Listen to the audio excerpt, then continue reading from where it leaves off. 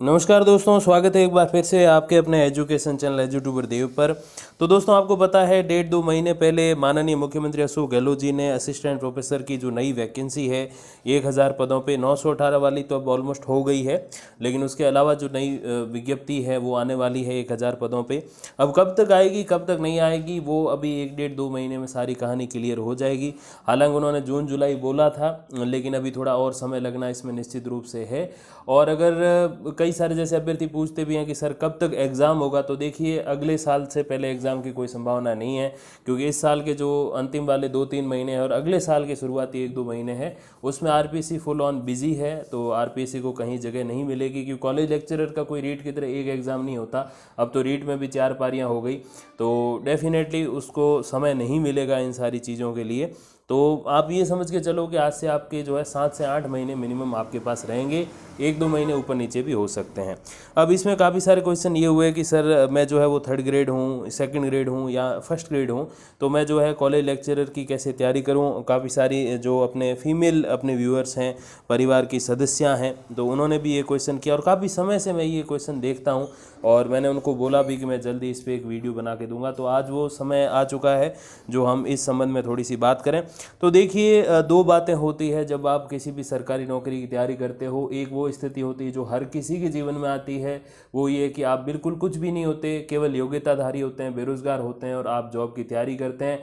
और एक वो स्थिति जो बहुत कम लोगों को मिलती है, क्योंकि जॉब लेनी पड़ती है, उसके बाद ही ये जॉब के साथ जो है कोई भी भर्ती की तैयारी का अवसर मिलता है। तो वो जो अवसर होता है आज उस संबंध में हम बात करेंगे।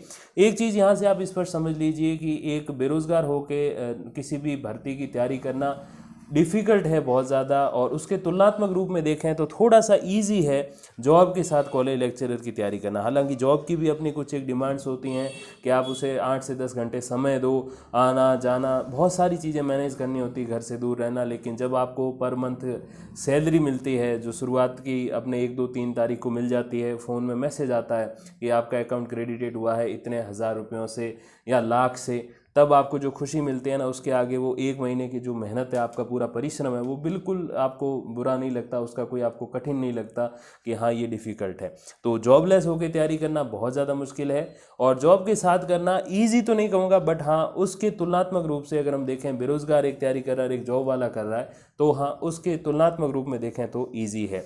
तो देखिए, इस संबंध में हम लोग आज बात करेंगे कि जो असिस्टेंट प्रोफेसर का एग्ज़ाम है 7-8 महीने बाद, विज्ञप्ति कभी भी आए वो आपको नहीं देखना, आपको केवल एक दिन देखना जिस दिन फॉर्म भर देना है। तो विज्ञप्ति से आपको ज़्यादा वास्ता मत रखो, अभी से आपकी तैयारी शुरू होनी चाहिए, जैसे मैं कई बार आपको वीडियोज़ में बोलता रहता हूँ।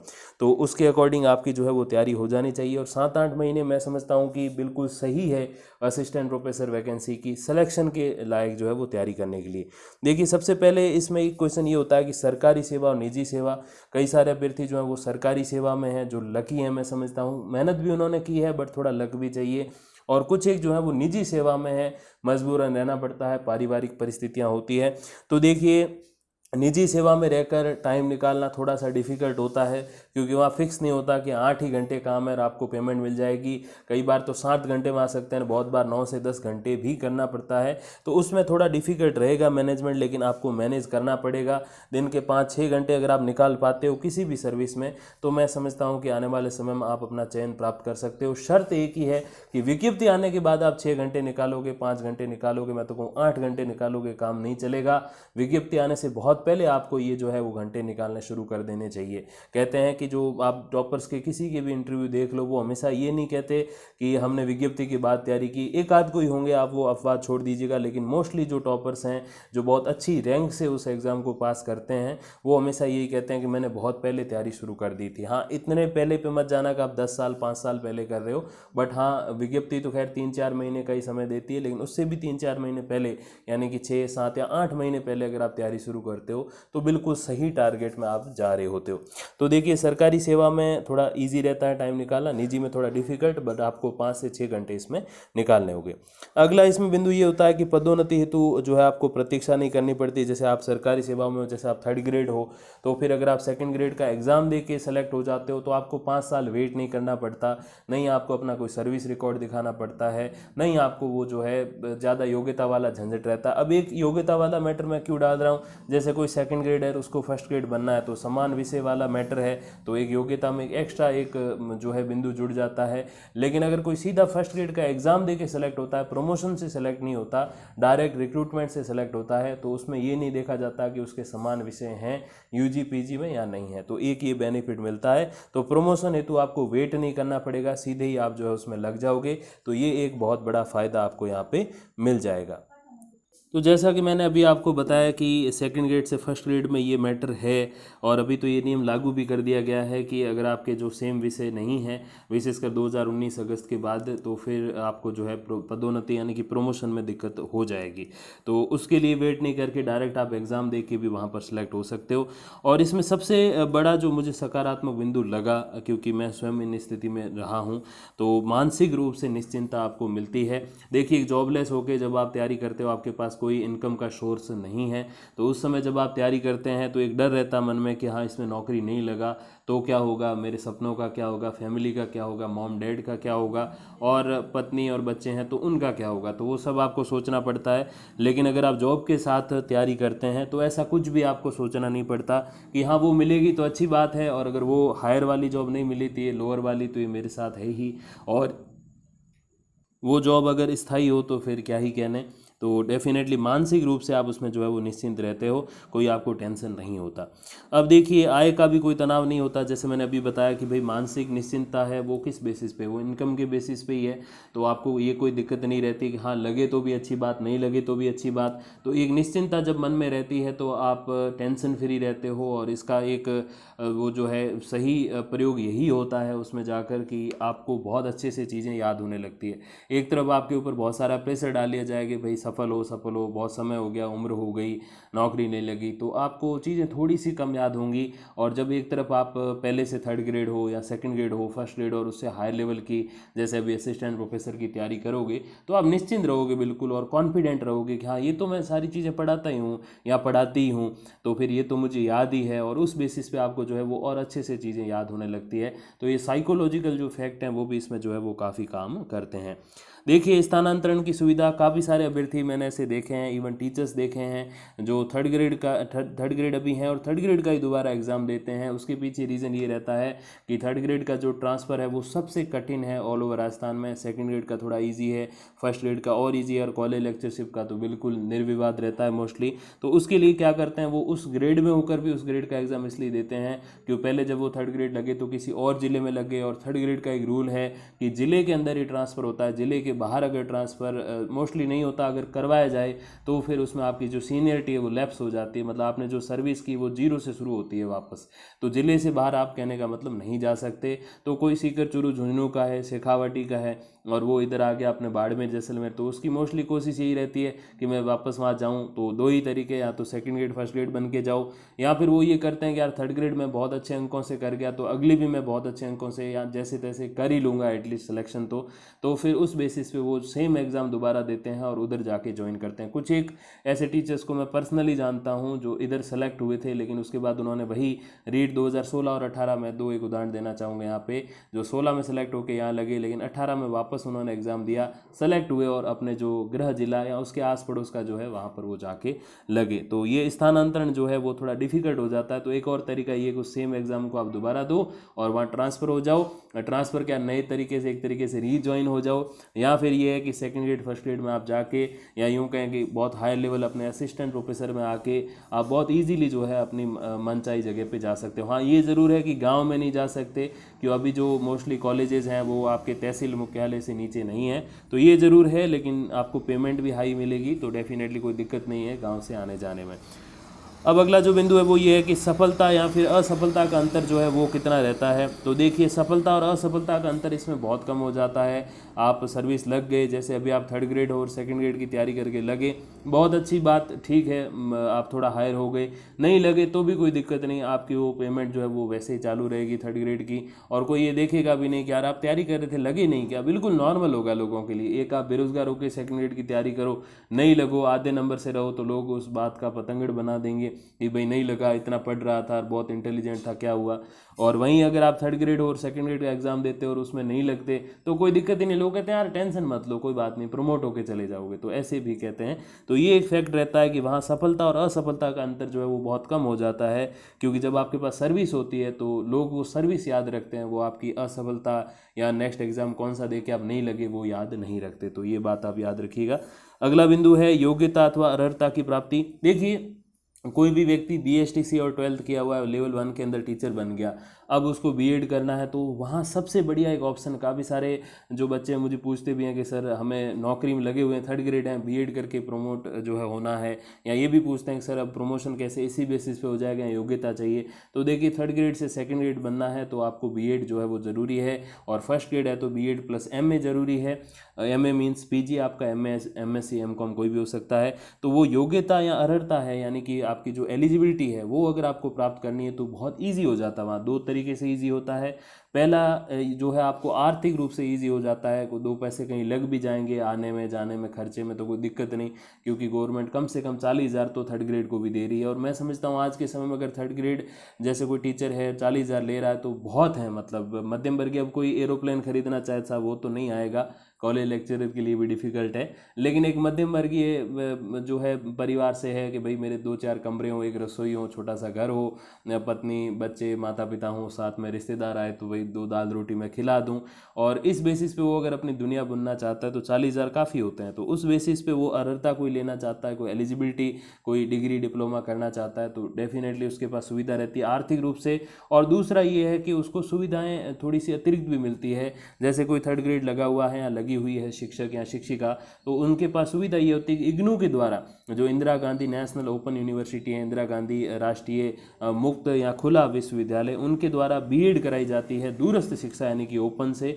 जिसमें खाली वही जो है एग्ज़ाम दे सकते हैं, वही अभ्यर्थी, वही टीचर्स मैं कहूँ कि एग्ज़ाम दे सकते हैं जो पहले से थर्ड ग्रेड लगे हुए हैं, जिनके पास जाहिर सी बात है डीएलएड या बीएसटीसी है तभी वो थर्ड ग्रेड लगे हैं, 12 तो मिनिमम है ही। अब वो ग्रेजुएशन कर लें, और बीएड ग्रेजुएशन तो प्राइवेट से हो ही जाती है, ओपन से भी हो जाती है, फिर बीएड अगर उनको करना है तो भाई 2 साल कहाँ जाके ट्रेनिंग करेंगे, तो इसमें उनको सुविधा मिलती है ये ओपन से, डिस्टेंस लर्निंग इसको डीएल बोलते हैं, दूरस्थ शिक्षा, यानी कि इग्नू से बीएड करने का अवसर। हर साल फॉर्म भी भरे जाते हैं, मैं काफ़ी आपको सूचनाएं देते भी रहता हूँ, तो उसमें ये सुविधा मिलती है कि अगर आप थर्ड ग्रेड लगे हुए हो तो आप बिल्कुल उसको फॉर्म को भर के जो है आप दूरस्थ यानी कि वहाँ आपके जॉब करते हुए आप जो है बीएड कर सकते हो। तो उसमें अलग से आपको कोई इंटर्नशिप वगैरह भी नहीं करना पड़ता, क्योंकि आपके पास पहले से ही वो सुविधा है। इंटर्नशिप में क्या करते हैं, जाके पढ़ाते हैं, और आप वैसे ही सरकारी स्कूल में पढ़ा रहे हो और वो भी एक रेगुलर स्थायी टीचर के रूप में पढ़ा रहे हो, तो ये सारी सुविधाएं आपको वहाँ मिलती है, ज़्यादा माथापच्ची नहीं होती। और ऑथेंटिक रूप से किसी दूसरे राज्य से फर्जी बीएड डिग्री का नहीं कह रहा हूँ, ऑथेंटिक रूप से आप जो है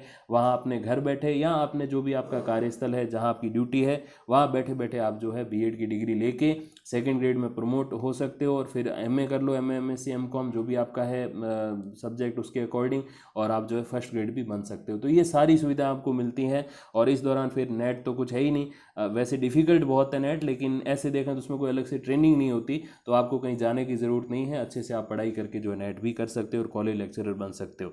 तो योग्यता लेना, एलिजिबिलिटी को और इंक्रीज़ करना ईजी रहता है जॉब लगने के दौरान जो आप स्टडी करते हो उसमें, बनिस्बत के सामने अगर आप बेरोज़गार हो और उसको इंक्रीज़ करने जाओगे तो हर जगह काफ़ी आपको परेशानियाँ आएगी।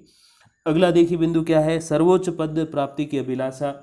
जब कोई थर्ड ग्रेड लगता है तो 15-20 दिन, महीना 2 महीना ये स्थिति चलती है कि भाई अब तो टीचर बन गए, अब तो बस सरकार के जवाई बन गए, अब तो किसी बात की दिक्कत ही नहीं है। लेकिन जैसे जैसे समय बीतता है, 1 महीना बीता थोड़ा बधाइयाँ कम होती, 2 महीने बीते हैं थोड़ा और रिश्तेदारों को पहले पता चल चुका होता है, नए 1-2 को पता चलता है, ऐसे करते जब 5-7 महीने बीत जाते हैं ना तो आपका जीवन वैसे ही हो जाता है जैसे पहले बेरोजगार के रूप में था। ये नहीं कह रहा हूँ पेमेंट नहीं मिलती, पेमेंट मिलती है, आप की कोई इच्छा है कि स्मार्टफोन की, गाड़ी की, घर की, बंगले की, तो वो सब पूरी होने लगती है, और रिश्ता नहीं हुआ तो वो अच्छा आने लगता है, अगर फैमिली है तो और अच्छे से फैमिली जो है वो अपने जीवन यापन करती है, ये सारी सुविधा सुविधाएं होती है, लेकिन ये जो एक बधाइयों का तांता है वो थोड़ा सा सामान्य हो जाता है। अब ये है कि मार साहब नमस्कार अपने मारवाड़ में बोलते हैं, और हिंदी में जो है वो कहते हैं कि भाई सर, या फिर बोलते हैं teacher, good morning, good afternoon, good evening, ये सब बोलते हैं। हाँ, वो ऐड हो जाता है और पेमेंट मिलती है। इसके अलावा कोई ज़्यादा कुछ नहीं बदलता। तब इंसान बैठे बैठे सोचता है कि यार अब थर्ड ग्रेड तो मैं हूँ यार, मैंने स्कूल में देखा है मेरे से ऊपर वाले ग्रेड वाले हैं, लोग थोड़ा सम्मान देते हैं, और फर्स्ट ग्रेड होते हैं साहब उनको लेक्चरर बोलते हैं, हम तो टीचर है साहब, वो लेक्चरर हैं। और कहते भी हैं कि यार अपने स्कूल में तो 10 हम टीचर हैं, थर्ड ग्रेड, सेकंड ग्रेड तो 5-7 है, और फर्स्ट ग्रेड तो खाली 3 है। और लोग भी जो है सम्मान की नज़रों से थोड़ा 1% उनको ज़्यादा देखते हैं। तो ये भी एक भावना होती है। तो फिर सर्वोच्च पद प्राप्ति की अभिलाषा जागृत होती है कि हाँ यार वो पद कैसे प्राप्त करूँ। तो फिर वो देखते हैं, मोस्टली पता चल ही जाता है जब जॉब लगते हो कि सेकंड ग्रेड कैसे बन सकते हैं, फर्स्ट ग्रेड कैसे बन सकते हैं। हाँ, साल दर साल जैसे जैसे समय बीतेगा आप खुद वहाँ पहुँच जाओगे, लेकिन योग्यता जरूरी है। तो योग्यता कितनी आसानी से प्राप्त कर लो वो भी मैंने बता दिया। तो उसके अकॉर्डिंग फिर वो सोचता है अभ्यर्थी कि हाँ यार अब वहाँ तक कैसे पहुँचा जाए। तो फिर भर्ती भी आ रही होती है, तो उसके लिए जो है उसकी एक इच्छा होती है कि हाँ मैं अपनी नौकरी के साथ जो है वो तैयारी करूँ। तो उसी संबंध में हम आज जो है वो बात भी कर रहे हैं। देखिए यहाँ सबसे महत्वपूर्ण जो होता है वो होता है समय प्रबंधन अथवा परिश्रम। देखिए समय प्रबंधन यानी कि टाइम मैनेजमेंट, मैं अभी जो बातें बताने जा रहा हूँ ये सबसे महत्वपूर्ण पार्ट है इस वीडियो का, तो आप ध्यान से सुनिएगा। देखिए सरकारी नौकरी जो होती है वो 3 घंटे से लगा के 10 घंटे तक की हो सकती है। अब मोस्टली 8 घंटे की होती है, लेकिन अगर ऑन एन एवरेज हम माने जैसे 24 घंटे का दिन है, और उसमें हम आपको मान लेते हैं थर्ड ग्रेड, सेकंड ग्रेड या फर्स्ट ग्रेड कुछ भी, और अगर आप कॉलेज लेक्चरर की तैयारी कर रहे हो तो उसमें आप क्या करोगे, 8 घंटे आपकी सर्विस होगी। हालांकि 7 ही घंटे, 6-7 घंटे होते हैं, 8 घंटे पूरे कभी नहीं होते। सुबह 7 से 1 बजे तक होता है, तो ज़्यादा नहीं, 6 घंटे ही हो रहे हैं ये तो वैसे, लेकिन हम उसको मोस्टली 8 घंटे मानते हैं, 1 घंटा जाने का 1 घंटा आने का। तो 8 घंटे है, उसमें आप 1 घंटा और मान लीजिए, आधा घंटा सुबह, आधा घंटा शाम को, थोड़ा बहुत रेस्ट भी कर लोगे, चाय चूई भी पी लोगे, या फिर थोड़ा बहुत तैयार भी होना पड़ता है, ऐसे तो जाते नहीं साहब, टीचर होते हैं तो थोड़ा स्टेटस भी रखना पड़ता है। तो इन सारी चीज़ों में आपके 24 में से कितने, 9 घंटे चले गए। 1 घंटा आप एक्स्ट्रा मान लो, थोड़ा बहुत व्हीकल भी रखोगे या बस का वेट करोगे, तो 10 घंटे वो चले गए आपके। अब ये जब 10 घंटे चले जाते हैं तो आपके पास बचते हैं 14 घंटे। अब इन 14 घंटों में आप क्या करोगे, 6 से 7 घंटे आपको नींद लेनी है। अमूमन मैक्सिमम 8 घंटे, मिनिमम 6 घंटे, तो ऑन एन एवरेज बात करें तो 7 घंटे आप सो गए, तो 14 में से 7 गए, पीछे बचे 7 घंटे। अब ये 7 घंटे जो है आपके लिए बहुत ज़्यादा इंपॉर्टेंट होने वाले हैं। अब इन 7 घंटों में बहुत कुछ आप कर सकते हो। जैसे मैंने कहा कि 5 से 6 घंटे भी आप निकालते हो तो 1 घंटा आपके पास फ्री बचता है। उस 1 घंटे में आप कोई मूवी देख लो, कोई टीवी शो अगर देखते हो, विशेषकर जो अपने महिला जो फीमेल टीचर्स हैं, महिला शिक्षिकाएं जो हैं वो थोड़ा टीवी शो वगैरह भी देखना पसंद करती हैं, तो वो ये देख सकती हैं, कोई मूवी देख ली, या फिर कोई व्हाट्सएप, टेलीग्राम जो भी है आपका, फेसबुक, ट्विटर वगैरह, तो उस पर आप 15-20 मिनट जो है वो लगा सकते हो। तो हालांकि मैं 15-20 मिनट कह रहा हूँ, लगाने बैठोगे तो 1 घंटा कब चला जाएगा पता ही नहीं चलेगा। तो उसके अलावा भी आपके पास जो है वो 6 से 7 घंटे बच रहे हैं। मैं समझता हूँ ये काफ़ी महत्वपूर्ण है। 24 में से अगर आप 6 घंटे भी निकालते हो या 5 घंटे भी निकालते हो, तो मैं समझता हूँ कि ये बहुत ज़्यादा जो है आपके यूज़फुल साबित होंगे इसके लिए। अब इसमें एक आपको थोड़ा सा ध्यान देने की बात यह है कि जब भी आप अपने स्कूल जाओ या आओ, तो उसमें आप थोड़ा सा अपना टाइम थोड़ा सा कम ही लगाने की कोशिश करें। मतलब ये है कि आप अपना छोटा सा एक व्हीकल रख दो, स्कूटर या बाइक रख दो, उसके बेसिस पे आप जाओ। बस का थोड़ा वेट करना थोड़ा वो डिफ़िकल्ट हो जाता है, हालांकि उसके लिए आपको थोड़ा चलाना बनाना भी सीखना पड़ेगा, तो वो थोड़ा एक मैनेजमेंट वहाँ पर आपके जो है वो सही हो जाता है। तो ये छोटी छोटी चीज़ें आप ध्यान दे के 5 से 6 या 7 घंटे तक आप निकाल सकते हो। और उसमें मैंने आधा आधा, एक एक घंटा, थोड़े थोड़े एक्स्ट्रा भी जोड़े हैं, अगर वो सारे अगर निकाल लें तो 8 घंटे तक आप पढ़ सकते हो जॉब के साथ। विशेषकर सरकारी जॉब की बात कर रहा हूँ, प्राइवेट है तो फिर 4-5 घंटे निकाल पाओगे। और 4-5 घंटे अगर निकाल पाते हो तो कौन से निकालें, तो मैं समझता हूँ सुबह वाले आप निकालो। 6 बजे से पहले तो कोई जॉब शुरू नहीं होती, और 6 बजे शुरू होती है, शाम को 6 बजे खत्म हो जाती है, तो रात वाला समय आधा, 2 घंटे, 2 घंटे सुबह वाले निकालो।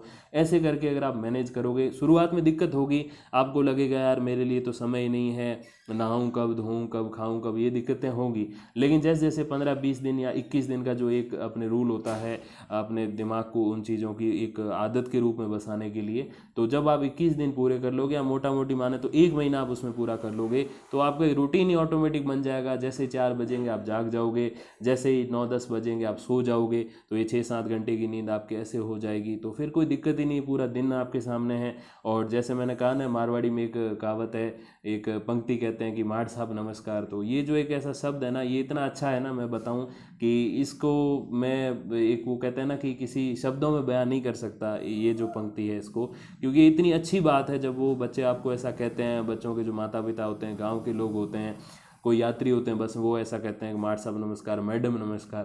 तो ये जो शब्द है साहब अपने मारवाड़ी के, या जैसे हिंदी में कहें तो सर बोलते हैं अभी ज़्यादातर, तो ये जो जो शब्द कानों में सुनाई पड़ते हैं ना, तब आप सोचो मतलब आपका कॉन्फिडेंस जो है वो इनटू मतलब जो है 2 हो जाता है सीधा। मतलब अगर आप 100% कॉन्फिडेंट हो तो 200% हो जाओगे उस एक शब्द को सुनते ही। तो ये शब्द आपको मिलेंगे क्योंकि आप सरकारी नौकरी में हो, टीचर हो, और उसके बेसिस पे आपका जो है टाइम मैनेजमेंट और आपकी मेहनत होनी चाहिए।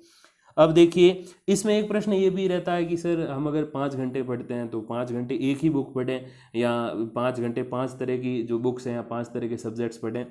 तो देखिए कोशिश ये होनी चाहिए कि आप 5 घंटे जहाँ भी निकालते हो या 6 घंटे निकालते हो तो उसमें 1 घंटा अलग रखो और बाकी वाला समय अलग रखो। जैसे आप 6 घंटे निकाल रहे हो 24 घंटों में से, तो 5 घंटे आप जो है कोई भी 1 या 2 किताब, उससे 2 से ज़्यादा नहीं क्योंकि फिर वो थोड़ा खिचड़ी बन जाती है मिलके, तो 1 या 2 पुस्तकें कोई भी ऑथेंटिक हो, गाइड्स हो, जो भी आपको सही लगे, अच्छे से समझ आए वो आप पढ़ो, और उसका 1 घंटा जो है शाम को रिवीजन के लिए रख दो। तो शाम को आपको उन चीज़ों को दोबारा पढ़ना है, और 1 घंटे में जितनी भी बार दोबारा पढ़ सकते हो पढ़ो। ऐसे नहीं, कई बार क्या होता है कि इजी टॉपिक्स होते हैं तो हम वो पढ़ लेते हैं और शाम को पढ़ने बैठते हैं तो 10 मिनट में वो सारे रिवाइज हो जाते हैं, तो यार सोचते हैं अभी 50 मिनट पढ़े हैं, क्यों ना यूट्यूब चलाया जाए। ऐसे नहीं होना चाहिए। उसमें आप ये ध्यान रखो कि 1 घंटा देना ही है, चाहे उस 1 घंटे में एक बार रिवीजन हो, चाहे 1 घंटे में 20 बार रिवीजन हो, आपको वो 1 घंटा रिवाइज करना है और कुछ भी नहीं करना। हाँ, 1 घंटे के बाद आप 10-15 मिनट निकाल लो, इधर उधर घूमो, थोड़ा यूट्यूब चला लो, या जो भी आपको सही लगे वो करो, लेकिन 1 घंटा उसमें आपको रिवाइज करते जाना है, चाहे एक बार हो चाहे 20-25 बार हो, तो वो आप कीजिए। और जैसे मैंने कहा, अगर 5 घंटे अगर आप निकाल पाते हो तो 4 अलग रख लो, उसमें आप नई नई चीज़ें पढ़ो, और 1 या 2 बुक्स ज़्यादा नहीं, क्योंकि जैसे मैंने कहा खिचड़ी हो जाएगी, और शाम को 1 घंटा रिवाइज। और ये रिवाइज आपको रोज़ करना है, और सप्ताह में एक बार जब रविवार आता है तो उसमें जो पिछले 6 दिन आपने पढ़ा उसको आप जो है वो रिवाइज करो, कम से कम 3 से 4 बार। तो उससे आपको क्या है, चीज़ें अच्छे से याद होती जाएंगी, और ये जो टेक्निक है इसको फॉलो करते हुए आप 80 to 85% जो है वो चीज़ें याद कर लोगे, और फिर कॉन्फिडेंस और ऐड कर लो तो 5% यानी कि 90% आपको चीज़ें याद हो जाएंगी। तो ये एक फॉर्मूला इसमें आप लागू करके जो है वो आगे बढ़ सकते हो।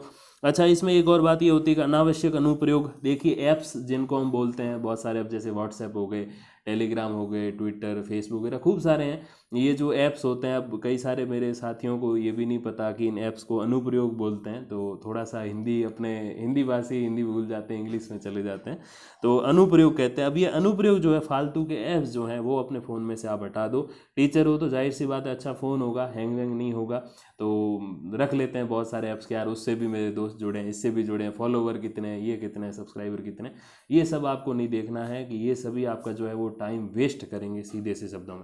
हाँ, मैं ये नहीं कह रहा कि आप मिटा करके ये सब बैठ जाओ। अब तो सरकारी टीचर के लिए व्हाट्सएप ज़रूरी हो गया, क्योंकि जो बहुत सारे दिन के पीडीएफ्स आते हैं, महत्वपूर्ण आदेश आते हैं स्कूल की ओर से, आयुक्तालय निदेशालय की ओर से, तो वो सब देखने पड़ते हैं। मतलब ये मस्ट है, बिल्कुल ज़रूरी है, आवश्यक है, लेकिन इसका ये मतलब नहीं दिन भर यूज़ करो। इनके लिए टाइम फिक्स कर दो, आधा घंटा या मैक्सिमम 1 घंटा, कि हाँ बस उसमें ये इन्हीं को देखूंगा। तो उसमें आप ये सारा रख लो, यूट्यूब वगैरह, वो जो भी महत्वपूर्ण जानकारी देख लो। और कोई भी ऐसी महत्वपूर्ण जानकारी नहीं होती कि वो आधे दिन के लिए होती कि आप उससे चूक जाओगे, ऐसा तो कुछ होने नहीं वाला। कोई भी महत्वपूर्ण जानकारी जो है कम से कम 2, 4, 10 दिन, एक महीने तक फॉर्म चलते हैं, तो डेफिनेटली आप देख लोगे और उसके अकॉर्डिंग जो है आप निर्णय कर लीजिए। और फ़ोन पे बात वगैरह है वो भी थोड़ा लिमिटेड ही करो, ज़्यादा जो 1-1, 2-2 घंटा बातें होती है तो वो भी आपका काफ़ी टाइम वेस्ट करता है। तो ये ऐप्स को आपको जो है वो थोड़ा सा मैनेज भी करना होगा।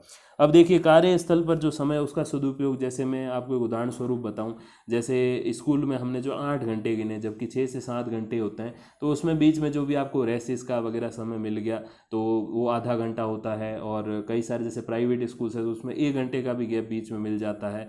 तो अगर ऐसा होता है तो उसमें आपको खाना खाने में तो 10-15 मिनट ही लगे, बाकी वाले 15-20 मिनट हैं या जो भी 30-40 मिनट है उसमें आप क्या करोगे। तो उसमें आप ये छोटी मोटी चीज़ें देख लो। अगर वीडियो भी देख रहे हो कोई यूट्यूब पे, तो कोई ऐसा एंटरटेनिंग नहीं देखो, एजुकेशनल देखो जिसमें 2 बातें आपको सीखने को मिले। तो उसमें आप अपने कार्यस्थल का जो वर्क प्लेस है उस पर भी आप जो टाइम मैनेजमेंट अपना कर पाओगे, समय का सदुपयोग कर पाओगे, तो वो भी आपको करना चाहिए। अब देखिए संतुष्टि और असंतुष्टि का समन्वय।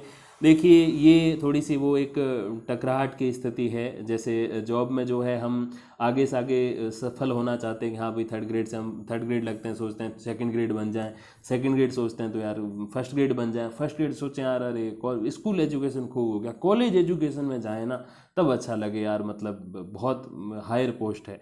तो ये तो हो गए असंतुष्टि के भाव। कुछ होते हैं जो संतुष्ट हो जाते हैं। जैसे मैं एक उदाहरण से आपको बताना चाहूँ, जैसे किसी की इच्छा है कि हाँ मुझे टीचर ही बनना है फिक्स, तो बस जिस दिन वो बन जाता है तो बस उसकी इच्छाएं पूरी हो जाती है कि हाँ बस अब ये काफ़ी मेरे लिए, आरएएस की जॉब भी होती है, आईएएस की भी होती है यार, किसी की तैयारी नहीं करनी, अपने बस इतना ही। तो वो आप खुद से प्रश्न पूछो कि आप इस जॉब से कितना हैप्पी हो। हाँ टीचर लगे हुए हो तो आप डेफिनेटली कोशिश करो कि थर्ड ग्रेड से सेकंड ग्रेड में जाओ, सेकंड ग्रेड से फर्स्ट ग्रेड में जाओ, बीच में एचएम के जो पद हैं उस पर अगर आप जाना चाहो तो जा सकते हो, मैनेजमेंट अगर आप अच्छा करते हो स्कूल को तो वो आपके पास ऑप्शन है, फिर हायर एजुकेशन नेट जेआरएफ निकाल के आप जा सकते हो।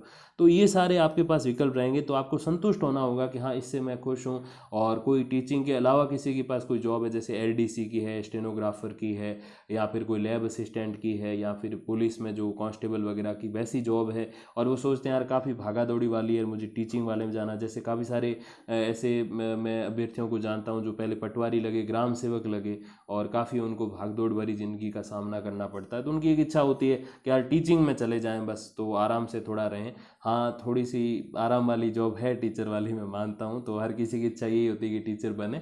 तो डेफिनेटली आप इधर आ सकते हो, तो आपको संतुष्टि के भाव होने चाहिए। ऐसे नहीं कि ज़िंदगी भर आप भागते ही रहो और उस जॉब को आप इंजॉय नहीं कर पाओ, उस जॉब का जो असली जो जॉब की रुचि जो होती है या जॉब को करने की जो खुशी होती है उसे आप प्राप्त ना करो। तो संतुष्टि के भाव भी होने चाहिए। आप थोड़ा हल्का सा असंतुष्ट रहो कि आप टॉप पे पहुंच जाओ, मतलब third grade second grade first grade होते हुए कॉलेज लेक्चरर, या फर्स्ट ग्रेड भी अच्छी जॉब है, कॉलेज लेक्चरर की टक्कर की है, तो उस तक आप जो है रहो। तो ये आपकी छोटी छोटी इच्छाएं जो है वो होनी चाहिए। संतुष्टि 90%, असंतुष्टि 10% उसमें होनी चाहिए। अगला बिंदु है मान सम्मान और सामाजिक स्थिति। तो बिल्कुल साहब, अभी गांव में तो ऐसा बोलते हैं, एक वरिष्ठ शिक्षक मुझे एक बार मिले, तो मैंने कहा सर आप तो थर्ड ग्रेड थे पहले, अभी आप क्या फर्स्ट ग्रेड बन गए, काफ़ी 20 साल हो गए तो अब तो बन ही गए होंगे। तो उन्होंने एक अच्छी बात कही कि थर्ड ग्रेड बनो चाहे सेकंड ग्रेड चाहे फर्स्ट ग्रेड, गांव में तो टीचर टीचर होता है, मार्ड साहब ही होते हैं। तो मार्ड साहब चाहे भले ही थर्ड ग्रेड हैं तो भी मार्ड साहब चाहे कॉलेज के प्रिंसिपल हैं तो भी मार्ड साहब, और यूनिवर्सिटी के कुलपति हैं साहब, उप कुलपति, तो भी साहब मार्ड साहब ही हैं, बस इतना ही है गांव में। तो बिल्कुल सही है, मान सम्मान और सामाजिक स्थिति गांव में तो कुछ ज़्यादा अप एंड डाउन उसमें होते नहीं हैं। लेकिन जैसे आप शहर में जाओगे, यहाँ पढ़े लिखे लोगों के बीच में जाओगे, ऐसे लोगों के बीच में जाओगे जो सर्विस में लगे हुए हैं, चाहे टीचिंग या नॉन टीचिंग जो भी सर्विस है उसमें है, तो उनमें फिर आपको अलग सम्मान थोड़ा सा मिलेगा। थर्ड ग्रेड हो तो ठीक ठाक नज़रें मिलेगी, सेकंड ग्रेड हो तो थोड़ा अच्छा व्यवहार मिलेगा, फर्स्ट ग्रेड या कॉलेज लेक्चरर हो तो साहब लेक्चरर साहब बोलेंगे सभी। तो ये थोड़ा सा व्याख्याता बोलेंगे, ये थोड़ा सा फर्क आएगा। तो ये है, मान सम्मान और सामाजिक स्थिति भी अप एंड डाउन होती है पद के साथ। तो आपको डेफिनेटली तैयारी करनी चाहिए। जैसे मैंने मैनेजमेंट आपको बताया उसके अकॉर्डिंग अगर आप करना चाहो तो आपके पास बिल्कुल सही विकल्प इसका रहता है। और अंतिम में जो अपना बिंदु है वो है लाइफ स्टाइल। जी हाँ, अगर आप थर्ड ग्रेड होते हो तो आपकी पेमेंट 40,000 होती, फिर जैसे समय के साथ बढ़ती है। सेकंड ग्रेड होते हो तो 50 से 55,000 है, और फर्स्ट ग्रेड होते हो तो साहब 65-70,000 हो जाती है, और कॉलेज लेक्चरर हो तो 80-85,000 हो जाती है। तो हर जगह 15-20,000 बढ़ रहे हैं, और ये केवल पैसे ही नहीं बढ़ रहे, आपका स्टेटस भी इसके साथ बढ़ रहा है, जैसे मैंने अभी बताई जो सामाजिक स्थिति, तो उसके अकॉर्डिंग आपकी जो है लाइफ स्टाइल भी बढ़ती है।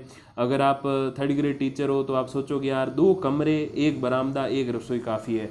अगर आप सेकंड ग्रेड हो तो सोचोगे यार 2 कमरे इधर हो, एक गेस्ट रूम एक छोटा सा अलग हो। फर्स्ट ग्रेड है तो साहब सोचोगे यार डबल मंजिला जो है वो मकान होना चाहिए, नीचे भी 3-4 कमरे हो, 1-2 ऊपर भी हो, और साहब कॉलेज लेक्चरर हो तो फिर सीधी सी बात है, एक फॉर्च्यूनर खरीदने की इच्छा होती है।